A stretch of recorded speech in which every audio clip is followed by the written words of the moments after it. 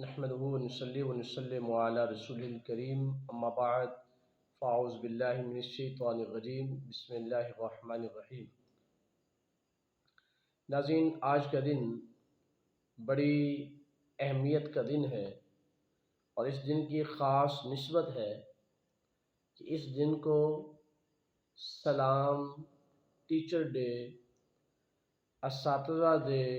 منایا جاتا ہے اور عالمی سطح پر اساتذہ کو خراج تحسین پیش کیا جاتا ہے۔ تو آئیے ناظرین، آج کے دن میں بطور خاص انہی قوم کے محسنوں کے 7 حقوق ایسے ذکر کرنے لگا ہوں۔ ویسے تو ان قوم کے محسنوں کے اساتذہ کے بے تحاشا حقوق ہیں جس کی کوئی مثال نہیں مل سکتی، جو کاؤنٹنگ میں نہیں آ سکتے۔ اللہ نے ان کو بڑے حقوق عطا فرمائے ہیں، کیونکہ رسول کریم صلی اللہ تعالی علیہ وآلہ وسلم نے ارشاد فرمایا،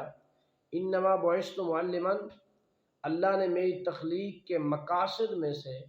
ایک مقصد یہ بھی بنایا ہے کہ میں اہل انسانیت کی تعلیم اور ان کے لیے ان کو سکھانے کی غرض سے آیا ہوں، معلم بن کے آیا ہوں۔ ایک پیشہ پیغمبری ہے، اس کی تعریف و توصیف تو کجا، بس چند ایک حقوق آپ کی خدمت میں عرض کرنے لگا ہوں۔ اگر کوئی شخص ان حقوق کو پورا کر لے گا تو یقیناً کامیابی اس کی ضمانت بن جائے گی اور اس کے لیے زیور علم نافع بن جائے گا، جس کے لیے آقا کریم علیہ السلام نے کثرت کے ساتھ یہ دعا فرمائی کہ ہمیشہ علم نافع کی دعا کیا کریں۔ تو ناظرین، 7 حقوق ہیں بنیادی طور پر۔ ان حقوق کا ادا کرنا ہر طالب علم کے لیے اپنے اساتذہ کے معاملے میں لازمی ہے۔ اگر کوئی طالب علم اس میں کوتاہی کرتا ہے تو وہ اساتذہ کی بے ادبی میں اور ان کی بے ادبی کرنے والوں میں شمار ہو رہا ہوتا ہے۔ اور آئیے اب ان کے نام اور ان کی تفصیل آپ کی خدمت میں عرض کرتا ہوں۔ آپ کوشش کیجئے اپنے اساتذہ سے محبت کی خاطر آج کی اس ویڈیو کو مکمل دیکھیں اور اس کو لائک بھی کریں، دوستوں کے پاس اس کو شیئر بھی کریں، تاکہ کوئی شخص جس کے دل میں اساتذہ کے ادب کی کمی ہے تو اس کو دیکھ کر اس کے دل میں ادب کی جو ہے ترقی ہو جائے اور ادب میں اضافہ ہو جائے اور وہ اپنے اساتذہ کا احترام اور ادب کرنے والا بن جائے۔ ناظرین، اساتذہ گرامی کو سب سے پہلا حق جو دیا گیا ہے اور جو ان کا بنیادی حق ہے وہ ہے ادب و احترام۔ ہمیشہ استاد کی عزت کرنی چاہیے، اس کا احترام کرنا چاہیے اور اس کی احترام کی وجہ سے انسان کو علم کا نور حاصل ہوتا ہے۔ کبھی بھی اساتذہ کے لیے پریشانی کا باعث نہ بنے۔ اب کن آداب کو بطور طالب علم ادا کرنا لازمی ہے؟ سب سے پہلے وہ طالب علم جو اساتذہ سے علم حاصل کر رہے ہیں انہیں چاہیے کہ وہ اپنے کسی عمل سے اساتذہ گرامی کی پریشانی کا باعث نہ بنے۔ کوئی بھی ایسا عمل ان سے سرزد نہ ہو جس سے کہ وہ اساتذہ کی پریشانی کا باعث بنے۔ اور اسی طرح جو ہے اساتذہ کے لیے ہمیشہ خدمت اور عاجزی سے ان کے سامنے پیش آنا چاہیے اور ہر لمحہ ان کے حکم کی تابعداری کرنی چاہیے اور اساتذہ کے ادب کا خاص خیال کرنا چاہیے۔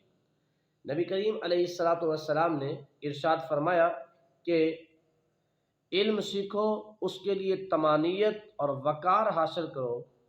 جس سے علم سیکھو اس آدمی کے سامنے ادب سے پیش آؤ۔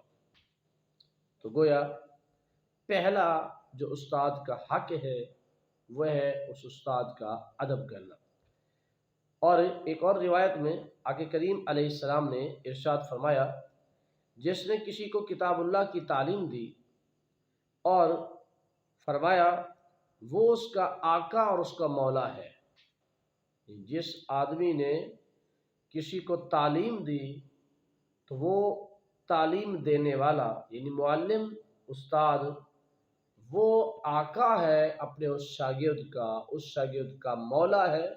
اور وہ شاگرد اس کا غلام ہے۔ اسی طرح ناظرین، دوسرا حق ہے اساتذہ گرامی کا، وہ ہے اطاعت و خدمت۔ شاگرد کو چاہیے کہ وہ ہمیشہ استاد کو والد کی طرح سمجھے، اور بلکہ والد سے بھی زیادہ اہمیت دے اپنے اساتذہ کو۔ اور اب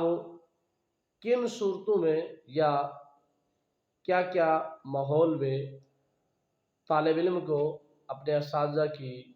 خدمت کس انداز میں کرنی چاہیے، بطور مثال چند ایک آپ کے سامنے ہیں۔ سب سے پہلے ہمیشہ کوشش کرے استاد کے حکم کی تابعداری بھی کرے اور اس کی خدمت بھی کرے، اور اس کے ساتھ ساتھ دوسرے نمبر پہ استاد کے ہر حکم کی تابعداری کرے، اس سے کبھی روح گردانی نہ کرے، اس لیے کہ وہ استاد طالب علم کا روحانی باپ ہوتا ہے۔ اسی طرح تیسرا فرض طالب علم پر یہ ہے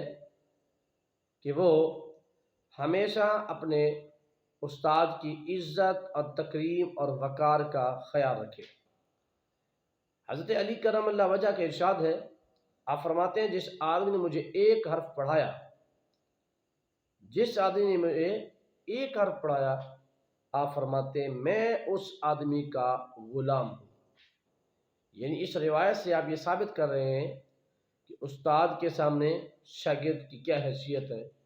شاگرد اپنے استاد کے سامنے اپنے آپ کو ایک نوکر کی حیثیت سے، غلام کی حیثیت سے پیش کرے، اور غلام کبھی بھی اپنے مالک کی نافرمانی نہیں کرتا، لہذا شاگرد بھی کبھی اپنے اساتذہ کی نافرمانی نہ کرے۔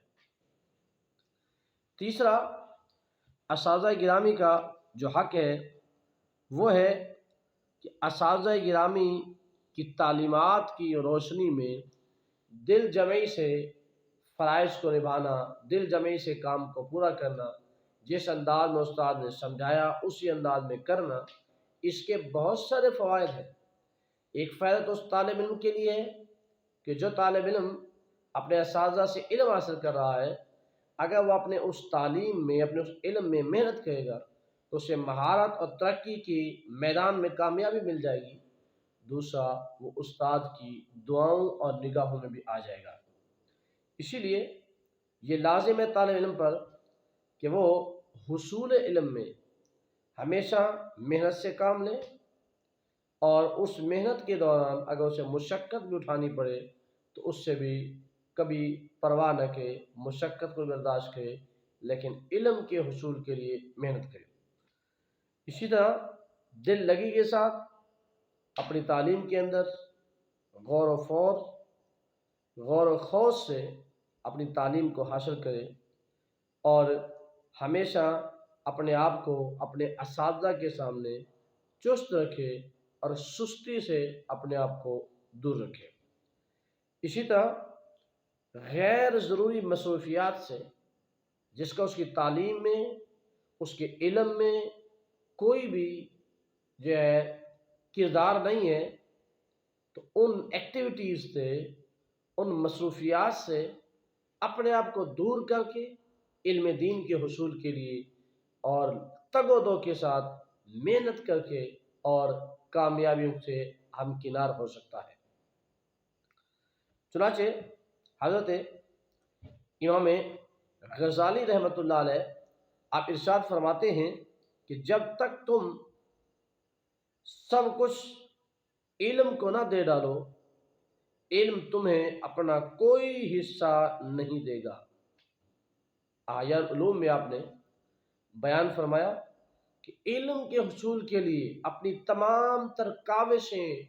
और मेहनतें इल्म को दे दो। जब तुम इल्म को सारी मेहनतें दे दोगे, फिर इल्म तुम्हें अपना नूर बखेरेगा। लिहाजा तालिब इल्म को चाहिए कि वो हमेशा असातिज़ा की मजलिस में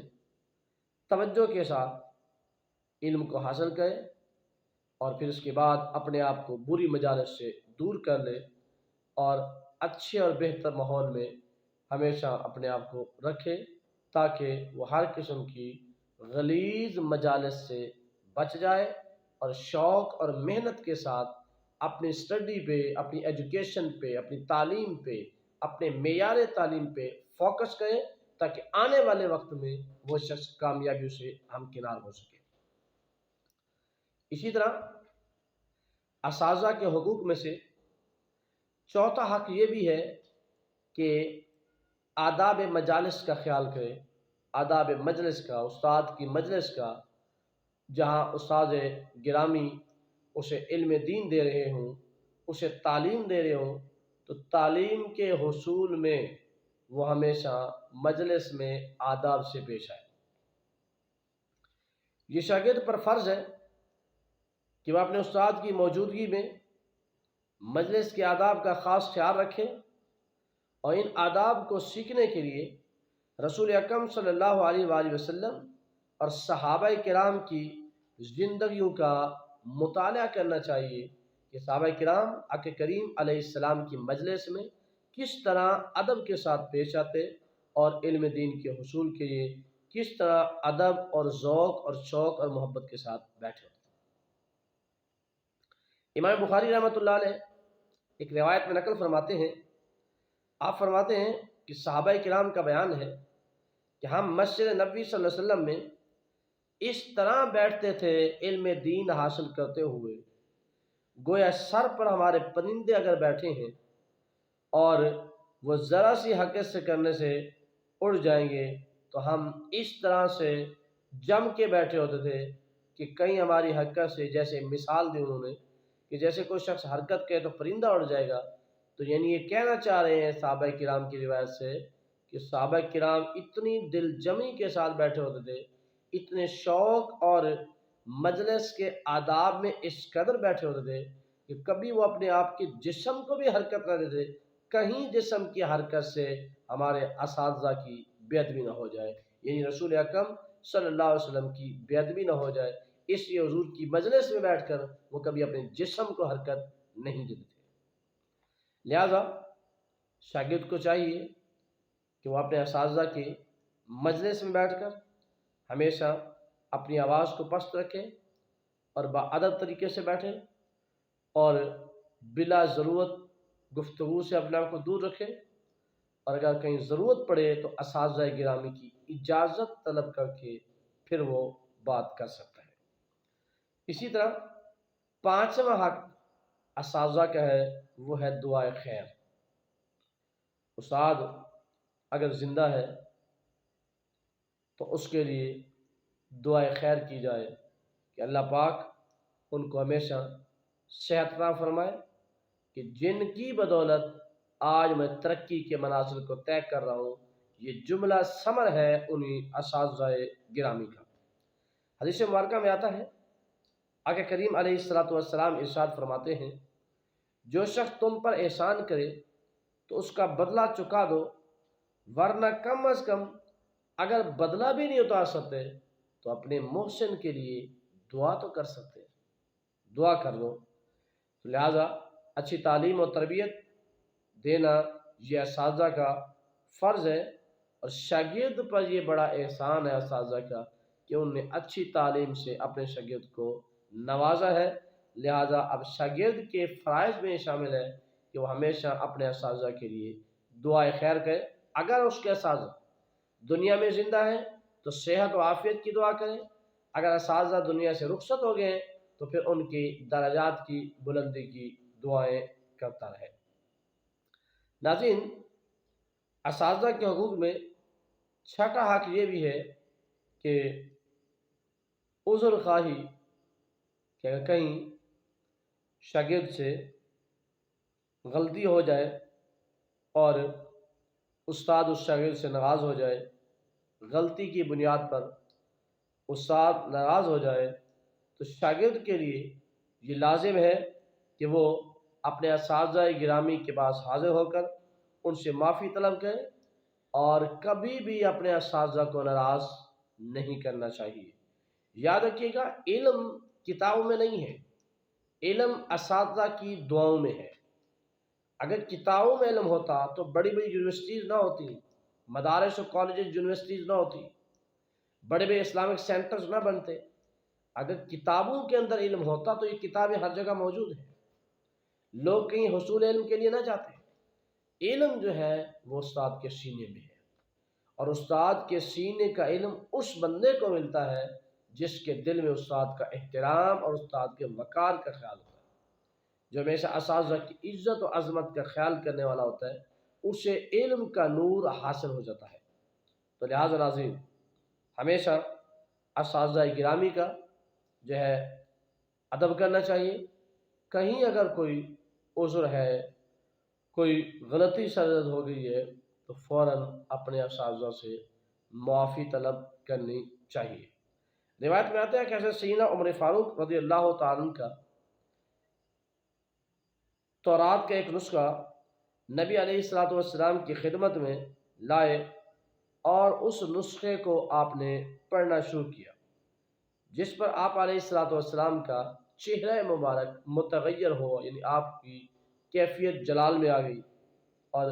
حضرت ابوبکر صدیق رضی اللہ تعالیٰ نے فرمایا، اے عمر، رسول اکرم صلی اللہ علیہ وسلم کے چہرہ انور کو دیکھیے کہ آپ کے چہرہ انور پر غصے کے آثار نظر آ رہے ہیں۔ حضرت عمر نے یہ دیکھتے ہی فرمایا، اللہ اس کے رسول کے غصہ سے میں پناہ مانگتا ہوں،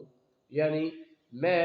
کبھی بھی اللہ کے رسول صلی اللہ علیہ وآلہ وسلم کو ناراض نہیں کرنا چاہتا۔ ناظرین، اس حدیث سے یہ ثابت ہوا اور معلوم ہوا کہ استاد اگر کسی بھی بات پر غصے کا اظہار کرے تو شاگرد اس معاملے پر صبر کرے اور استاد کی جو ہے ہمیشہ خدمت کرے اور استاد کے سامنے ادب سے پیش آئے، کبھی بھی بے ادبی نہیں کرنی چاہیے۔ ناظرین، بہت سارے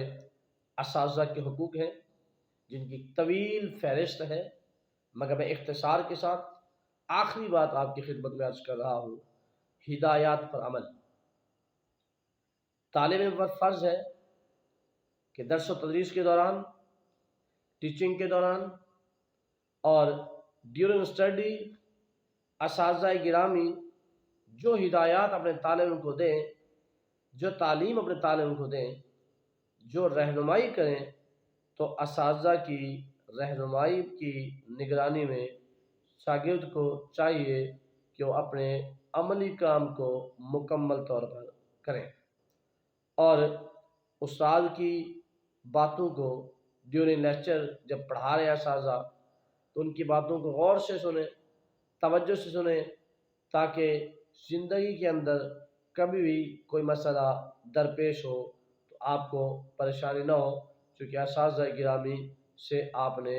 علم حاصل کیا ہے اور توجہ اور دل جمی سے حاصل کیا ہے۔ ناظرین، خلاصہ کلام یہ ہے کہ شاگرد جو ہے آج کے دن اپنے آپ کو اپنے اساتذہ کی خدمت میں پیش کرے اور ان سے معافی طلب کرے، اور آئندہ کے لیے اپنے آپ کو عملی زندگی میں اساتذہ کی تابعداری والا بنائے اور اساتذہ کی عزت کرنے والا بنائے، ان کا احترام کرنے والا بنائے، اور اساتذہ کی ہمیشہ خدمت کرنے والے بن جائے، تاکہ علم کے نور سے ہمیں کچھ حاصل ہو سکے۔ اللہ تعالی ہمیں عمل کی توفیق عطا فرمائے، آمین۔